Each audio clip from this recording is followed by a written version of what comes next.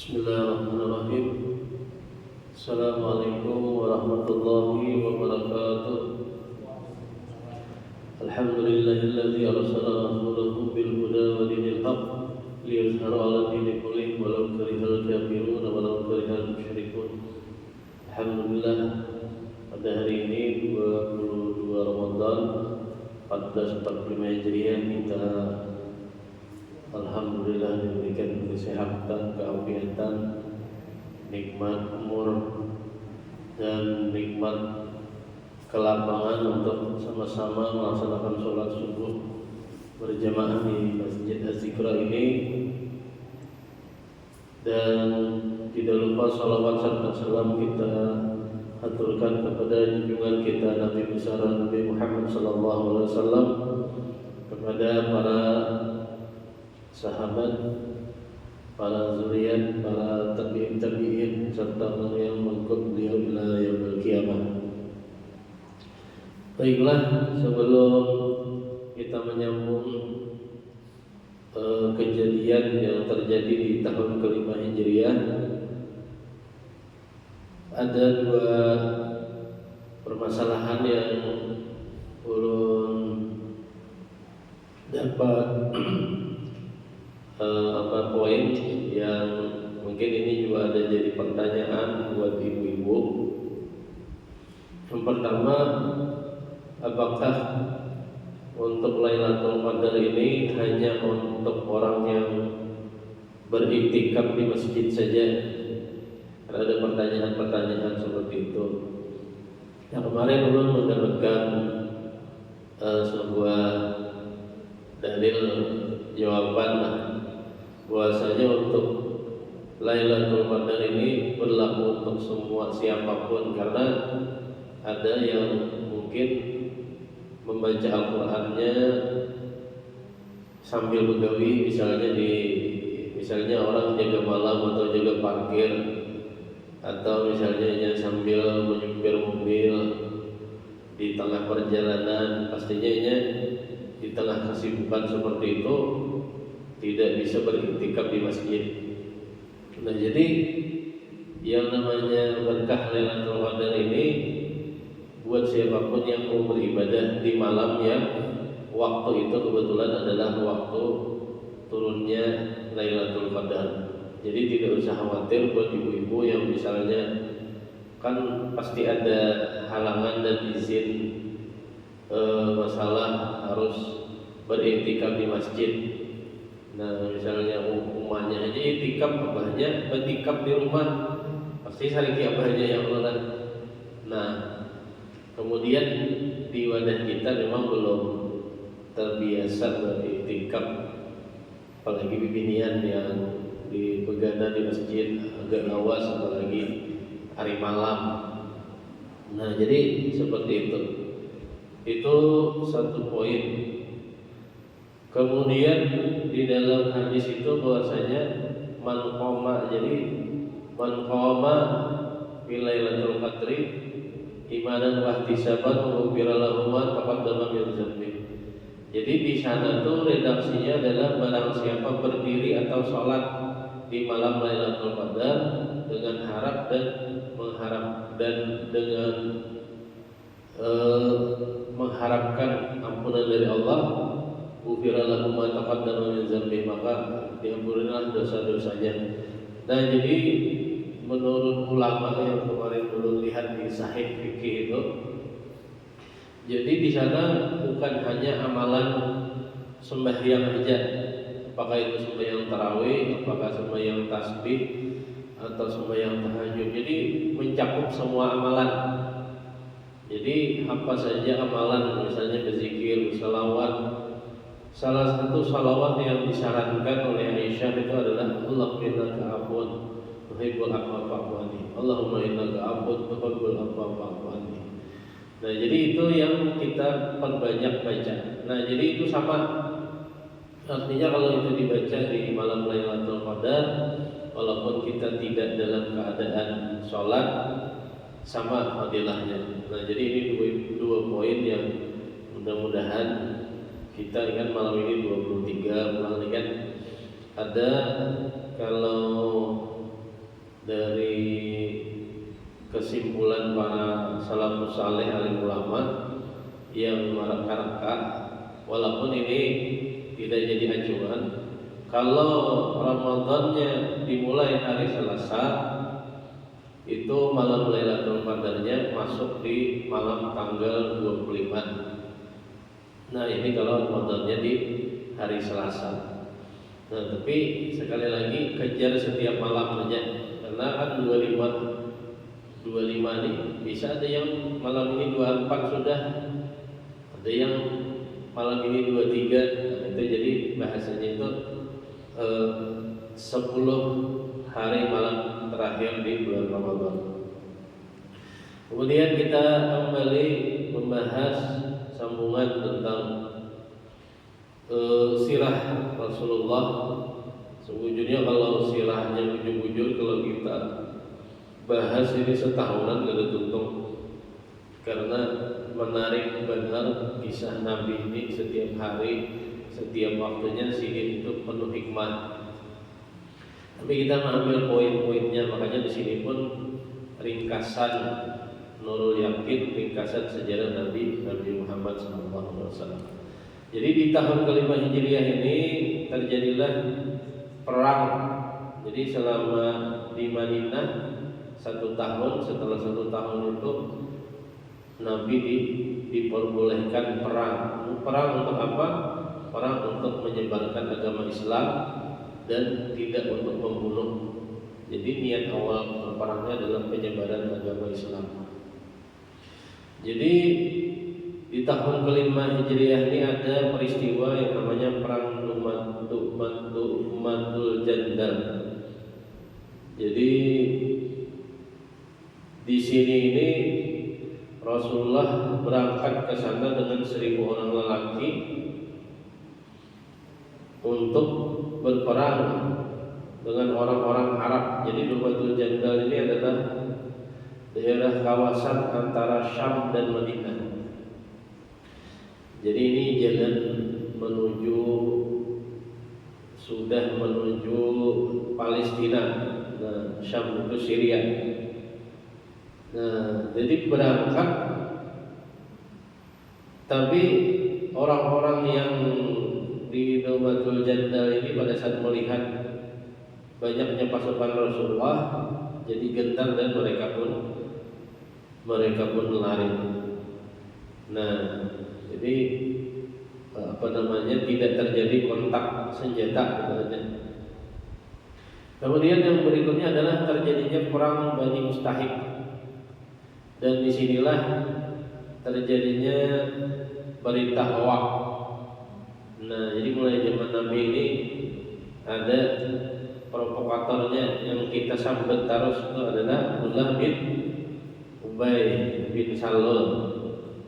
Jadi ini yang mengolah berita hoak, dan berita hoaknya sampai membuat kaum muslimin ingin berpecah, dan banyak yang sempat menghujat istri Rasulullah. Jadi berita hoak pertama adalah pada saat perang Bani Mustahik itu ada salah seorang golongan muhajirin yang menendang salah seorang golongan Ansar. Jadi pas tulakan ini, pas ingin menyebarkan dakwah kepada Bani Mustahik ini, itu banyak yang ikut. Nah, jadi pada saat berangkat itu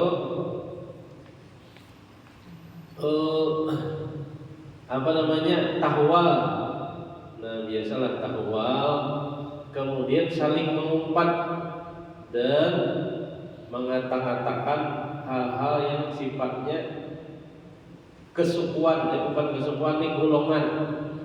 Jadi golongan muhajirin ini kan golongan yang pendatang, golongan Ansar ini penolong atau golongan orang-orang Madinah. Sehingga gara-gara hasutan si Ubay bin Salul tadi diadu domba oleh dia, akhirnya hendak hendak perang, hendak berkelahi, sampai ibaratnya itu hendak berseserangan, membuat onar dan sehingga terjadi iri dan dengki. Nah, jadi akhirnya apa? Pada saat itu datanglah Rasulullah dan mengatakan, apakah kamu ingin kembali seperti jahiliyah, kata Rasulullah. Artinya kalau sudah terjadi bahari kegebiannya ya, hobinya ya berperang. Nah, akhirnya pada saat ingin kontak senjata tadi diingatkan Rasulullah, mereka pun sadar dan ini hanyalah provokasi dari seorang munafikun dan hasutan dari syaitan. Akhirnya dari mereka ini bisa berdamai. Nah, tapi ada sekelompok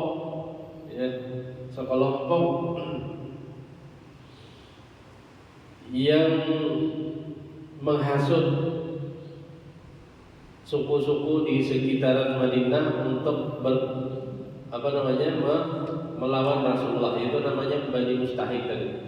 Akhirnya Rasulullah mengirimkan pasukan.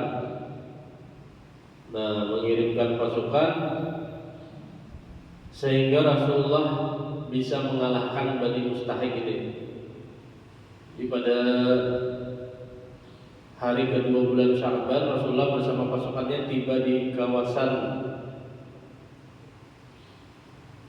Al-Muraisi, tempat sumber mata air di sebelah Madinah dekat Mekah. Serangan Rasulullah terhadap Bani Mustahik didukung penuh kekuatan seluruh lapisan masyarakat. Nah, akhirnya Bani Mustahik bercampur tak kuasa menahan serangan Rasulullah. 10 orang Bani Mustahik mati terbunuh, di antaranya Musaffi, suami Juwairiyah binti Al-Harith. Dulu ngarannya adalah Barrah.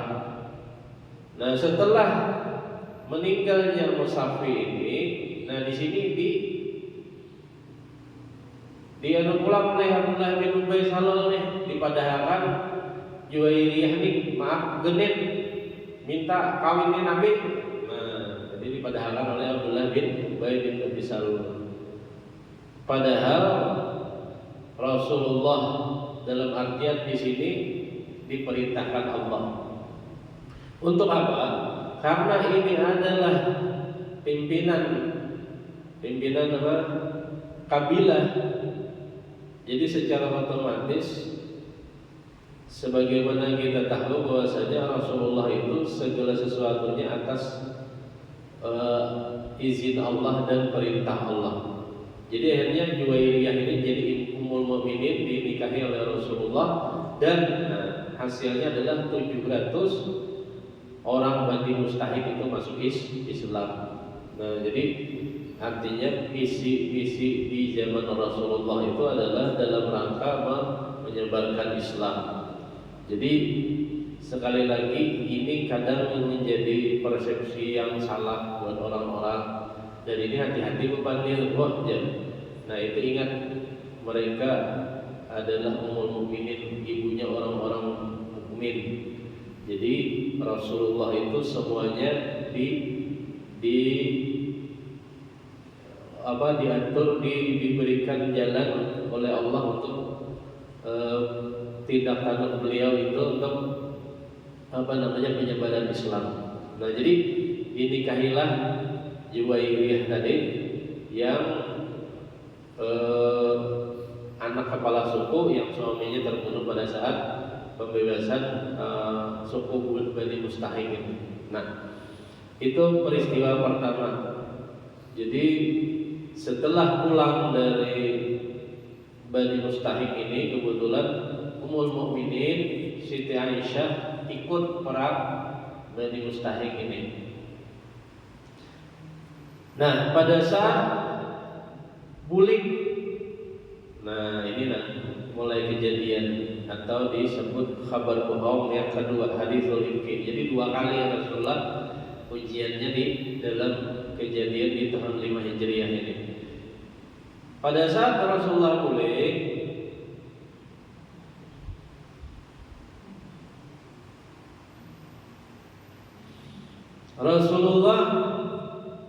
pada saat itu Rasulullah kada tahu pada Aisyah ini tertinggal. Nah, jadi ceritanya di tengah perjalanan kembali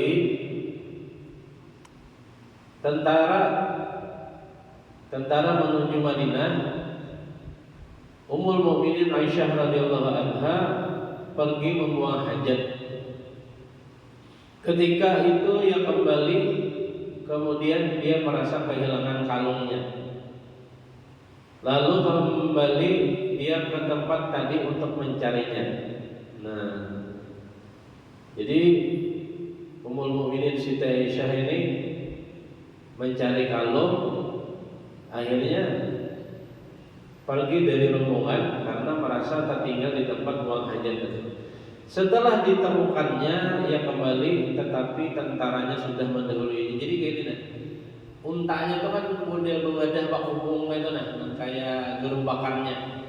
Jadi karena Ummul Mukminin ini ibaratnya tuh kada terlalu barat awak, jadi kada ketahuan sudah kan masuk kan ke dalam sidin itu tempat biasa sidin berbuat di unta itu, di rumahan itu. Jadi taruh saya kada ada tahunya.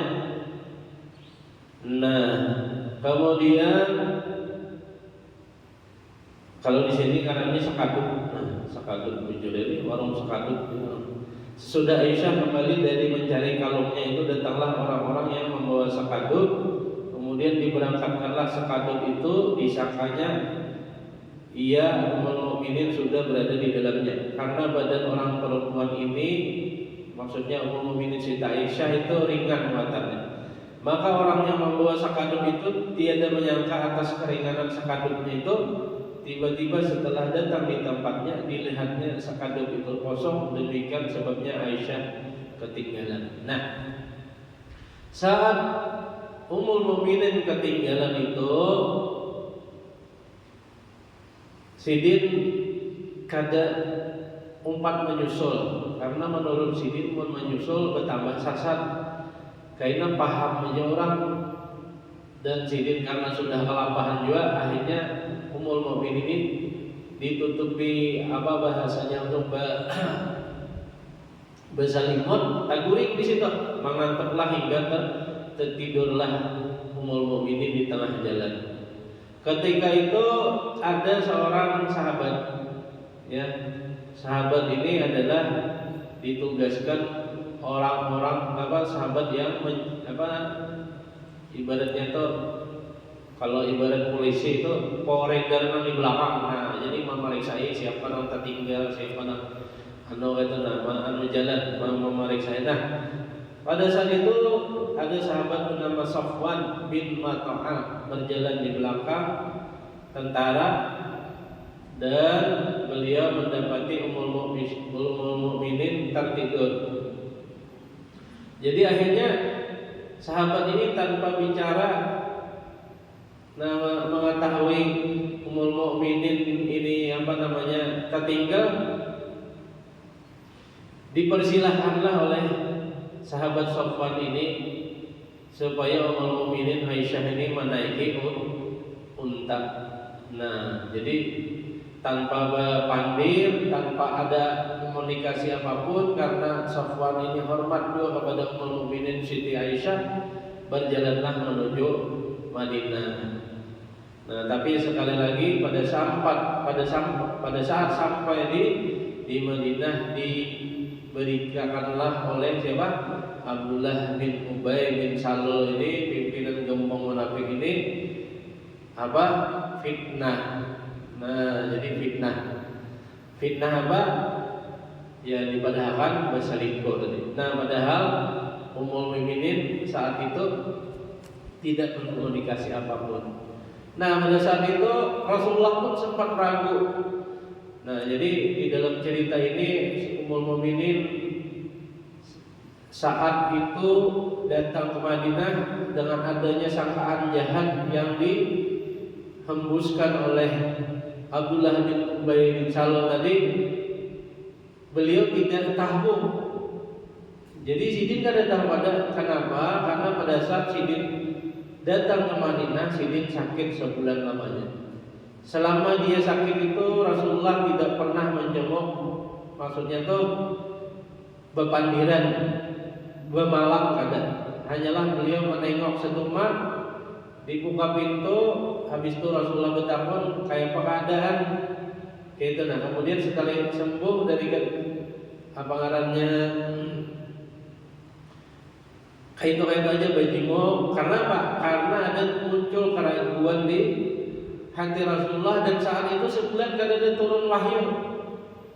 Jadi ya kami oleh apa bingung juga Nabi ini apa yang harus diperbuat apa. Nah karena sangat terkejutnya Ummul Mukminin setelah 1 bulan hajar tahu pada saat Sidin difitnah, dan Sidin kada tahu perilaku Rasulullah yang sempat berubah itu ternyata karena fitnah, karena haditsul ifki, karena hoak yang disampaikan oleh Abdullah bin Ubay Salul. Kemudian ketika Rasulullah datang kepadanya, ia minta agar dibawa ke rumah ayahnya untuk dirawat sakitnya di rumah Abu Bakar saja. Nah beliau mengizinkan permintaannya. Ketika di rumah ayahnya, Ummul Mukminin menangis saja di sepanjang malam. Karena itu lalu Rasulullah bermusyawarah dengan beberapa sahabatnya tentang apa yang harus diperbuat. Jadi karena ada turun wahyu, akhirnya bermusyawarah nih kayak apa nih. Dalam permusyawaratan itu Usamah bin Zaid berkata kepada beliau, ia adalah istri tuan, wahai Rasulullah, istri pian Rasulullah. Ia adalah istri pian, sekalipun pian perbuat bagaimanapun juga kami hanya menyaksikan bahwa dia adalah orang yang baik. Nah, jadi para sahabat menyatakan bahwasanya Ummul Mukminin itu adalah orang yang sangat baik. Kemudian setelah itu beliau bertanya juga kepada khadam perempuan Aisyah, ya. Jadi tetapi dia menyaksikan juga kebaikannya pula. Jadi betapa lawan khadamnya Ummul Mukminin sama, mereka bersaksi bahwasanya Ummul Mukminin Siti Aisyah itu adalah orang baik. Nah, maka Rasulullah datang kepada Aisyah sendiri untuk menanyakan berita tersebut, agar dia mengatakan dengan terus terang bila berita itu benar, dan kemudian agar bertaubat dan minta ampun kepada Allah andaikan ada salah. Namun pada saat Rasulullah bertanya itu, Ummul Mukminin Siti Aisyah tidak mengucapkan sepatah kata apapun kepada beliau kecuali hanyalah menangis. Setelah Rasulullah menanya lagi sampai turunlah ayat. Nah, jadi luar biasa Ummul Mukminin Siti Aisyah ini sampai turunlah ayat. Nah, disinilah ayatnya surah An-Nur, panjang nih, beberapa ayat. Nah, yang artinya, intinya aja, sesungguhnya innal ladzina ja'u bil ifki usbatun minkum. Sungguhnya orang-orang yang mengada-adakan dusta itu segolongan daripada kamu. Yaitu dari siapa? Abdullah bin Ubay Salul tadi, dan ada karannya Hammah binti Jahsy, Mistah bin Utsal, dan Hasan bin Sabit. Dan mereka ini akhirnya dipukul cemeti sebanyak 80 kali karena ini penyebar hoaknya. Jadi Mbah Abdullah bin Ubay berkisah macam-macam ini, 3 orang ini termasuk orang-orang dekat yang menyebar berita bohong ini. Nah, inilah yang dimaksud di ayat ini. Sesungguhnya orang-orang yang mengadakan dusta itu segolongan daripada kamu. Janganlah kamu menduga akan mendatangkan kejahatan bagimu, bahkan akan memberi kebaikan bagimu. Tiap-tiap manusia di antara mereka itu menanggung dosa yang diperbuatnya. Orang yang menyiar-nyiarkan dusta itu dari antara mereka akan menerima siksa yang besar. Nah, inilah sampai turun ayat surah An-Nur ini gara-gara apa? Gara-gara fitnahnya Abdullah bin Ubay bin Salul terhadap Ummul Mukminin Siti Aisyah radhiyallahu anha. Nah, jadi artinya apa ngarannya berita hoax ini sudah menjadi oleh mulai hari gitu, dan hati-hati juga kita kalau ada kabar yang diceritakan tentang siapapun, termasuk pasangan kita, keluarga kita, jadi harus ditabayuni dulu. Nah, ini adalah sebuah cerita,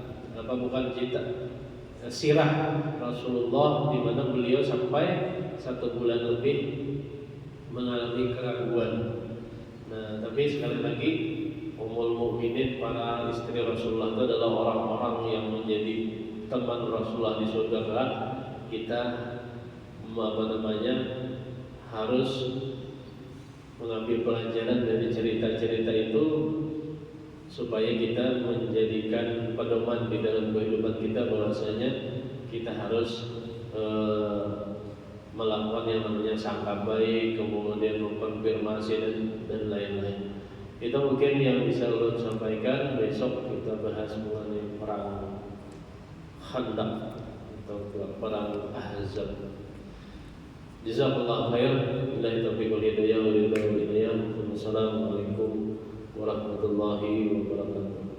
Innallaha wa malaikatahu yusholluna 'alan nabi ya ayyuhalladzina amanu shallu 'alaihi wa sallimu taslima. Allahumma shalli 'ala Muhammad, Allahumma shalli 'alaihi wa sallim. Allahumma shalli 'ala Muhammad, Allahumma shalli 'alaihi wa sallim. Allahumma shalli 'ala Muhammad Rasulullah. Ya Rabbi shalli 'alaihi wa sallim habibah. Minkum.